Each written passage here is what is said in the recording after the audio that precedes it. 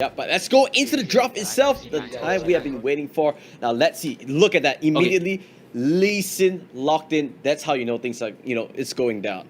So we talked about the Lee Sin first, and we said like if you get the Lee Sin on one side, you're most likely gonna have to trade the mid laner and the AD carry across. In this case, Misty definitely wants the Vayne instead of the Jinx. They will counter pick the Lee Sin with most likely a Shyvana here. I'm surprised that neither team has hovered or even looked at the Zed at all. Yeah, it's interesting here. Looks like they say, you know what, you can pick what you want, and that's the Jhin Howard that I've been expecting. Solos might be actually finally pulling out, but you can see both teams look at their webcams. They're actually going to take it seriously. They're thinking about all their strategies. It's razor focused. They know this means a lot. Darius is going to get locked in by Ismail. He's been playing that throughout the whole day, and they are Kali getting locked in once again. We're going to see some flashy plays. This has been like Beichan's solo pick for the whole day. He's literally only been playing Akali, right? And hasn't really given away much of the draft. That being said, one thing I want to highlight here is the fact that both teams are saving mid for last pick. They are looking to counter pick each other, right? And it's VOLLEY actually that has the upper hand because this Akali could be flexed. Like, we assume it's going to be Beichan's Akali, but it could be a flex pick. And it could go mid, it could go top. So Punjab has to go for the Fizz here. The response we didn't really get to see because we jumped into the game, but imagine if it was a Zed into Fizz, not really the best matchup. I think the Fizz is just an all-around decent pick. Yeah, I think that was really like a chess match right there, right? They're like, you know what? I know both teams know they kind of want to pick Zed, but they're so afraid to first pick because there are some pretty good counters. Fizz as well. Then Gragas is a very solid counter altogether. It's gonna be interesting to see what VOLLEY actually locked in into that final pick to counter out that Fizz. But it showed that both teams are going 100% for this matchup. Now, remind me again, right, Matthew? This is a 2-2 kind of matchup. So both teams have won both their games earlier today. And to refresh our viewers' understanding of the point system, you need 3 wins today to be top of your group and play against the bottom of the opposing group, right? So essentially, if you end up first at the end of the day, you play the last team tomorrow. Correct, 100%. That's exactly how the format actually works out. So you put yourself in a better position compared to, you finish second, you play against the third place of Group B.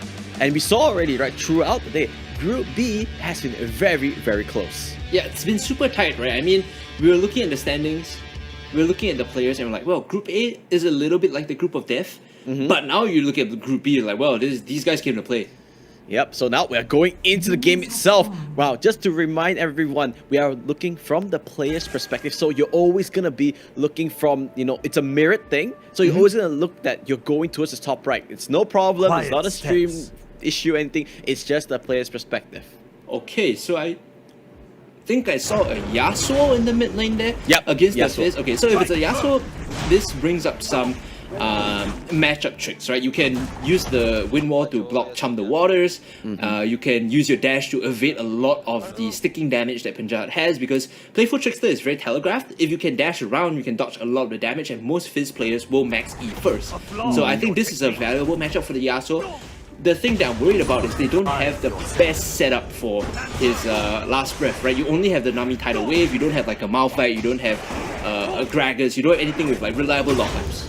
Yeah, but I mean, your own Steel Tempest is the most reliable thing that you can kind of count on, right? And that's kind of what he's been banking on, the fact that, hey, I'm going to let my own Steel Tempest. He has the Sweeping Blade to go around. I really like that mid lane matchup. It's a pure skill matchup. Both is 50-50. It's up to the player to get an advantage. I was gonna say, like, you clearly haven't seen me play Yasuo because I can't set up my own last breath for like nuts at all, dude. That's why you're talking, you're not playing, But yeah, meanwhile, on this, I guess you could say the Baron lane. It's quite interesting. I would assume that, hey, Darius would just win that because of the Hemorrhage. She's just gonna keep on, the Decimate. He's just gonna keep on pushing. The pressure is down for mid lane right now. You can see Punjab is just taking the bare brunt of it. Almost gets knocked up by the Steel Tempest, but the wave is going to be pushing in. Level 5 is going to be hit by both mid laners on the next wave, so they have to be careful here. Taking the early trade, Punjab jumping in.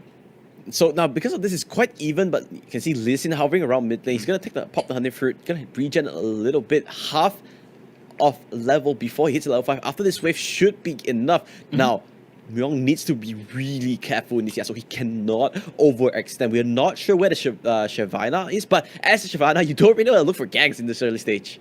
Oh, he actually throws the steel he knows. tempest That's into a the ward. side. So this That's a is ward. like a indication, right? Like you said, a warning for someone to say that there's someone that might be here, and we know that level 5s are coming already. So you have to respect the gank potential. I do like the play coming in from Fredo, saying that since level 5 is here, we can just be careful. I'll babysit you for a bit. It's no issue. Flash being used already very aggressively by Haris Anwar here. He's backing out. Still has to sustain because he is Sona, so no big problem there. Yeah, so you saw Shyvana on the bottom side. I think he was just trying to put on some pressure. As Shyvana, you can't really look for a kill unless you really stack that CC up perfectly. So gets a flash, kind of good enough for them, I guess. Solos on the Jhin. Also has the fleet footwork, so he'll be able to heal up, and it's a bit of a slow burn again. Every time we look at Team Mystic or Team Volley, both of these teams like to play the game out. They don't like early skirmishes for no reason, and it stands to reason that when they're going to be playing against each other, it's going to be a bit more methodical, a bit more slow. Yeah, you can see this is it, right? The serious gaming kind of field, the competitiveness coming through. Mid lane, they might want to go for a fight, but not Fizz. I think flashed out there, Penjahat. Not really sure since it's not on it, but at least going up. But first blood into the top side. It's an Akali solo king that there's under his own turret there. Oh, Chum the Waters lands onto that Yasuo, but he does have the sweeping blade. Will be able to reposition, and Penjahat doesn't have the mana to kind of follow up. Miao will be able to just clear this wave, and I think he's just going to back out here. But you see what I mean there, right? Because of the sweeping blade, he's not going to get caught by the residual damage of the Playful Trickster, and that's the first skill you normally max. You can see right now on your UI, since we are in player POV, he's gotten 2 levels in there already, and had that connected together with the Urchin Strike as well as the Ignite, it would have been like an easy kill on the Yasuo. Yeah, the main thing now, first big ticket item for Penjahat on this Fizz, Lich Bane. He needs to start roaming, he needs to start looking for those pickoffs, because once you land the Chum the Waters, you're gonna get that Lich Bane proc, get that Urchin Strike into range, and that's how you're gonna start, annihilating enemies. You alluded to this point earlier. Ismail Azani is Darius not finding the biggest lead solo just yet. In fact, getting killed by Beichan. It was a 1-for-1 trade, right? For all intents and purposes. So as the game goes on, this Akali, if she is not pressured, if she's not kept low, it might be more difficult for Ismail Azani to just deal with. As you can see, he's cutting in and out of the decimate range just so well. Just from this 20-second clip on Beichan, we know that his mastery on this champion is second to none, right? He understands the limit. He understands how far the range of all his spells. Constantly checking the items to make sure he has the lead that he can hold on to, and freezing the minions outside turret range. Ismail is just not having a good time here. This is really like try hard. Like you're freezing the wave, you're holding there for someone to gank. Like you don't see this normally in your normal pub games, right? You only see this if the team or the person himself is really trying to win. I respect that. I 100% respect that. Well played, you can see. I think that's enough. The Ignite will take him down. That's 2 kills from Beichan on the Akali. Ismail not having a good time. I think he needs Shredder to kind of get a gank in the top side. If not, it's going to be from bad to worse. And why did that solo kill happen? How did it occur? It was because the wave was frozen, and Ismail had to walk up past the river, right? Akali being so mobile, having so much sticking power, the moment you get your first 5-point strike off, you can immediately chase down the ultimate, and Ismail was not prepared for that. He did not respect the freeze coming in. Oh, there goes the crescendo. Meanwhile, though, mid lane looks like Fredo does go down to that Shyvana. Not really sure what happened. Looks like wow, bot lane didn't die there. That's quite surprised. I thought that crescendo hitting that's gonna be GG, but managed to stay alive. I guess it was the heal coming up to save his life. Yep, it was definitely the heal coming through, and a good call there. Heal in addition to the tidal wave was enough for them to I believe disrupt and get away from the fight.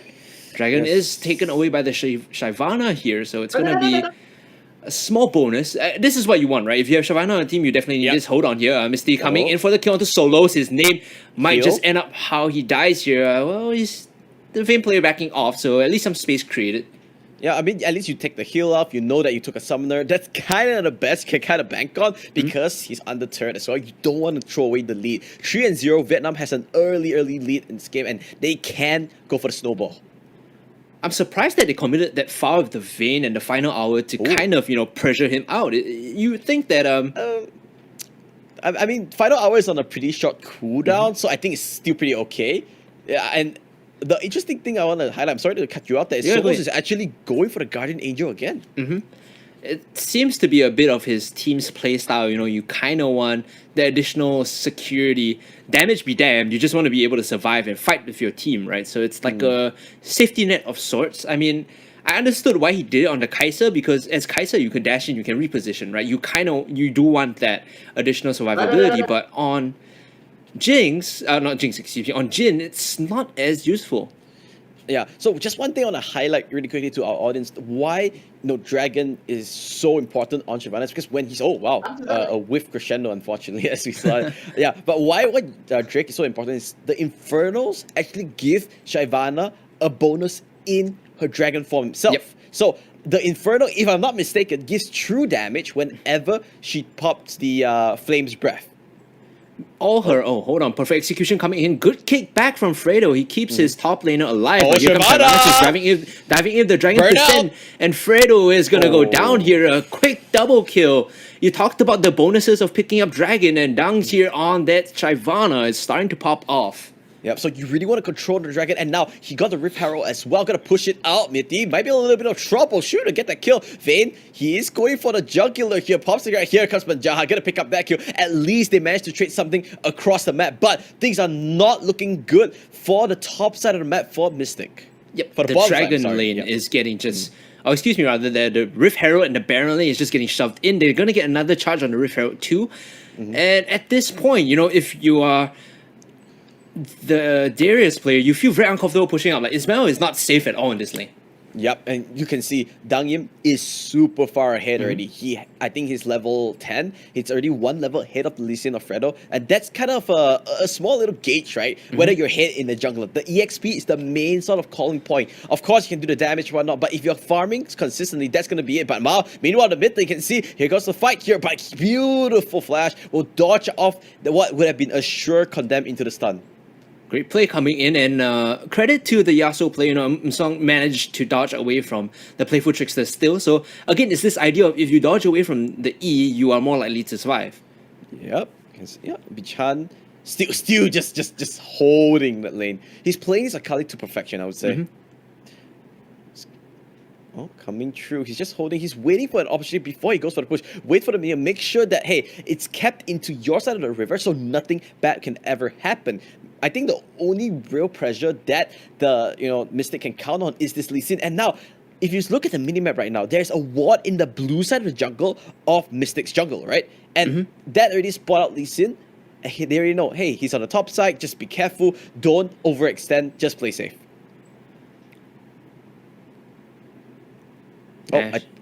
Hello? Bit of a fight here in the river. Has to be careful though. The kick is available. So might get punished here. Immediate roundhouse kick to the face. Sham the Waters does not find the target, but the Dragon's Descent will look at the damage. The flame shot in. So good coming in from the jungler of Team Volley.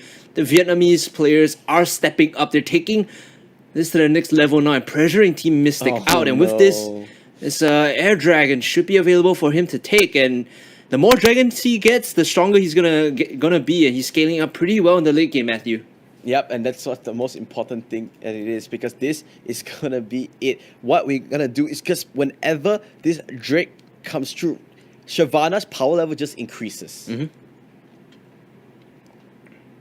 Solos with the Guardian Angel. No big damage just yet for Team Mystic. I mean, we've seen the value of the Fizz, we've seen the value of the Jhin, but they really haven't been able to find a way to close out these kills. Yep, now I'm actually interested to see, right? 3 to 6. It's not the end of the world, but there's a very clear advantage coming. Champ of Waters does come through. 5 points, right? Tagged onto the Fizz. I think Majaya will go down here. Dragon's Rage a little bit too late. What can Fredo do? He needs to back off. Sonic Wave will not land. A double kill. This Yasuo is just stalling. He is playing this to perfection. And look at that. He's going to fall out as well. Condemn will not knock Ismail against the wall. Oh, a flash will come up from the Darius. He will be able to walk away from this. I think the Sona did go down to the Kali. Now, you can say with full confidence that Volley is in cruise control. Yep, and he's still looking for more action. Magic to get the last breath in the mid lane. Okay, backing off now. Remember, he still has the Guardian's Angel, so they might not be willing to commit into this dive, and they still burn a lot of health off the Jhin. We'll back off and get something else on the map. Mzong, this guy is just been, to me, the best player in this game. Just throughout this tournament, right? He's shown diversity through so many different champions, and he's shown that he has a mastery across all of them. Not sure if Fredo really wants to fight the Shyvana. It feels like he is fully okay taking that fight, but you can see on the screen, he's literally laughing and recalling right now. He knows that he needs to buy. Yeah, he's back off. And the thing is that they just need to stay back, right? Stay safe, stay back. Don't do anything that would cause that lead to just expand for Volley. You just need to farm right now before you go for a team fight. Yeah, they need to go, they need the items. Locket has already been completed for the Yasuo here. Himself actually going a bit more of a team-friendly route. Could have gone for anything else, but instead he will go for the utility. And meanwhile, Vayne, Minute Baron. This is doable actually because of the Vayne. Yeah, I mean, it's doable because also because of the Shyvana, right? The burnout, the taking damage is just way too much. And I think it's safe to say Volley is super far ahead. And now they look to even push even more. They're so confident this week. Crescendo gets whipped a little bit. A good sidestep coming up from the Nami. They thought they could catch him up, but now here comes the main wave. Darrow, they can actually go for the dive. Yeah, I think this is going to go down real quick, right? Because they have the positioning here. There's nothing much that they can do to dissuade this. Oh man, the tidal wave coming in. Here comes the Dragon's Descent. No last breath just yet. Everyone fighting under the turret. They're still going in a little bit further. Already a double kill being picked up ready for Beichan. And they're looking for a little bit more. And they're looking to dive in onto the fountain just under the Nexus. Song is sitting here. He uses the wind wall, buys a bit more time. Will go down. The Guardian Angel has been popped right now. He's still sitting here, holding strong. 1v3 will not survive though, as everyone else on his team is going to back off. Team Volley say, we've all bitten off more than we can chew. Let's just back out. Oh, they need to be careful. Chum the Warriors will come in here. The heal will be able to save Akali's life a little bit. Twilight Strike is active, so now this Akali can play a little bit better. Sonic Wave, the sniper, he condemns him! He's resting strike! What a play! And now Misty is still alive! He wants to just kite it out! He gets the fizz as well! What a play coming up from Vayne! He was holding that condemn. He saw it through and he outplayed that Lee Sin. They get the game. Volley goes perfect as Mystic fall 2-1, but that was a fantastic display of teamwork and skill coming up from Volley from Vietnam. The clutch towards the end, right? And that condemned into just kiting. We thought it was over because himself overcommitted under the Nexus.